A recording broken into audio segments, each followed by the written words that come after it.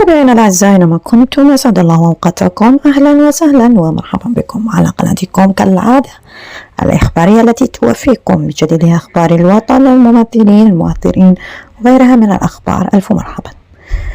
كما رأينا جميعا أن المخرجين تفننوا في المسلسلات الجزائرية والتسابق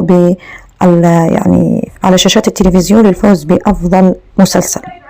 هاي الممثلة ليليا شابوت التي أبدعت في مسلسل الكية وأداؤها أعجب الكل، حيث تفننت في إتقان الأدوار في مختلف المسلسلات الجزائرية منذ أعوام حين دعستها على شاشة التلفزيون الجزائري. ها هي ليليا شابوت تفوز بلقب أفضل ممثلة في المغرب العربي لعام 2026 بعد إتقانها دور نورس في مسلسل الكية. ما رأيكم في تمثيلها على شاشة التلفزيون الجزائري؟ حيث لا تنسوا الاشتراك ليصلكم جديدنا. إلى اللقاء.